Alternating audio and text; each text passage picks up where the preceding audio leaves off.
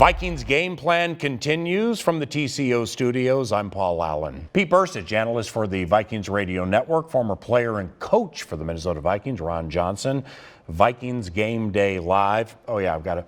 Ron Johnson, also one of the great receivers in the history of Golden Gophers football. He was a winning formula. So is Matthew Stafford. Pete, we begin with you. Matthew's 2020 lot in life.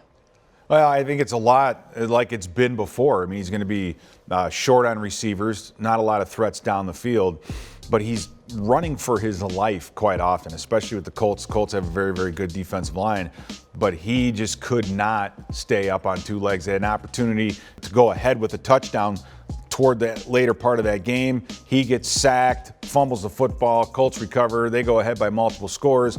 Later on, in a normal, basic, three-deep type coverage, throws an interception, throws the pick six. So Stafford is starting to show his age, but you have to make him show his age. You have to get after him a little bit. You have to chase him around, get him on the ground, hit him a few times, and those accurate passes that you may have seen earlier in that game, they kind of go away later on. Yeah, the problem with Matthew Stafford, I guess, overall, if you look at his career, is he doesn't have the big signature wins. He doesn't have the playoff runs. And when you look at Hall of Fame quarterbacks, that's always going to haunt him being on the Detroit Lions, because they're always going to say he never actually won anything. He never actually took his team past 9-7. You know, I think they had like 1 year of 10-3 maybe with Jim Caldwell, but other than that, he has not been able to get there and get it done. And so when you look at this team and how they're built and constructed, like Pete brought up, it's passing. But they can't do that because their offensive line doesn't know who to block half the time. And so if Stafford wants to continue to have success, he might have to do it himself, but a lot of dinking and dunking, short routes. He doesn't have Megatron where he could take 3 steps and just throw it up in the air and have a guy go downfield and catch it. Galladay is out. That was his guy. And so, yes, he is good. Yes, he's going to statistically be up there because he's played for a long time, but the wins are always going to haunt him. Well, the greatest running back in the history of Minnesota Vikings football, Adrian Peterson, now dons Honolulu blue.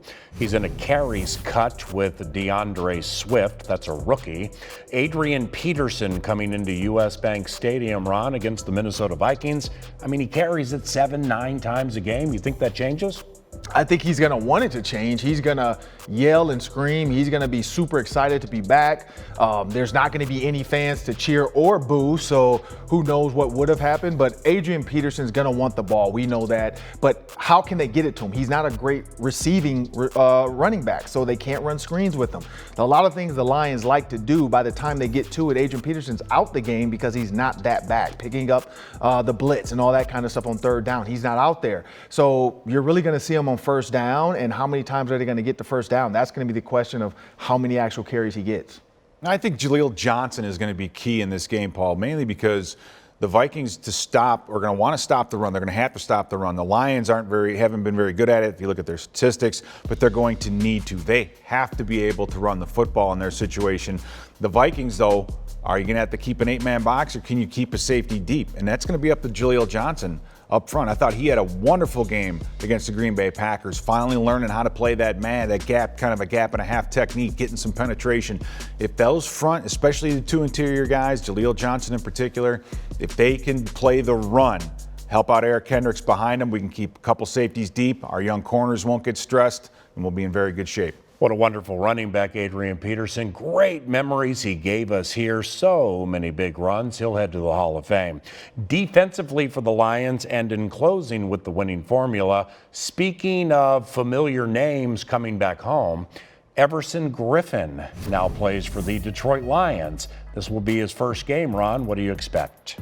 I expect him to want one-on-one with Riley Reiff. He's been wanting this probably ever since he met the guy. I mean, Riley Reiff and him have gone against each other before. And so now he has the opportunity, one, to come back home and show them I still have a lot left in the tank. And then, you know, if he switches sides and gets to Brian O'Neill, that's just a strength thing. I don't think O'Neill physically can one-on-one block Everson Griffen right now.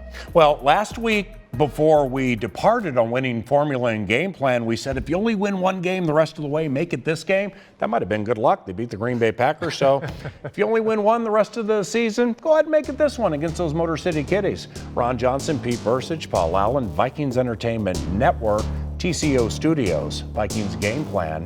Thank you.